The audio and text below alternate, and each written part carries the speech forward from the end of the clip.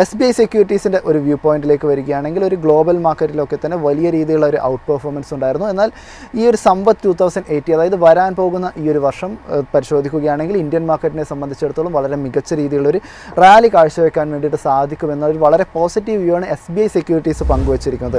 അതിൻ്റെ ഒരു പ്രധാനപ്പെട്ട കാര്യമായിട്ട് നിലവിൽ ഇപ്പോൾ SBI സെക്യൂരിറ്റീസ് ചൂണ്ടിക്കാണിച്ചിരിക്കുന്ന ഒരു കാര്യം, കമ്പനികൾക്കൊക്കെ തന്നെയുള്ള ഇനിയുള്ള ഏർണിങ്സ് ഒക്കെ തന്നെ ഒരു ഡബിൾ ഡിജിറ്റ് ടച്ച് ചെയ്യാനുള്ള ഒരു സാധ്യതയുണ്ട്. കൂടാതെ ക്രൂഡ് ഓയിൽ പ്രൈസ് പരിശോധിക്കുകയാണെങ്കിലും കാര്യമായിട്ടുള്ള ഒരു വർധനവ് ഇപ്പോൾ ക്രൂഡ് ഓയിൽ പ്രൈസിലും ഉണ്ടാകുന്നില്ല. കൂടാതെ പരിശോധിക്കുകയാണെങ്കിൽ പല രീതിയിലുള്ള ജിയോ പൊളിറ്റിക്കൽ പ്രശ്നങ്ങളും ഇപ്പോൾ ഒഴിഞ്ഞു മാറുന്ന ഒരു കാഴ്ചയുണ്ട്. അതായത് പരിശോധിക്കുകയാണെങ്കിൽ ഇസ്രായേൽ ഹമാസ് സംഘർഷമൊക്കെ അവസാനിക്കുന്ന ഒരു കാഴ്ചയും ഒക്കെ തന്നെ വളരെ പോസിറ്റീവായിട്ട് തന്നെയാണ് ക്രൂഡ് വിലയെ സ്വാധീനിച്ചിരിക്കുന്നത്. കൂടാതെ ഇന്ത്യ-US ട്രേഡ് ഡീൽ പരിശോധിക്കുകയാണെങ്കിലും വളരെ മികച്ച രീതിയിലുള്ള ഒരു പുരോഗമനമൊക്കെ തന്നെ ഈ ഇന്ത്യ-US ട്രേഡ് ഡീലിനെ സംബന്ധിച്ചിടത്തോളം ഉണ്ടാകുന്നു എന്ന വാർത്തകൾ ലഭ്യമാകുന്നുണ്ട്.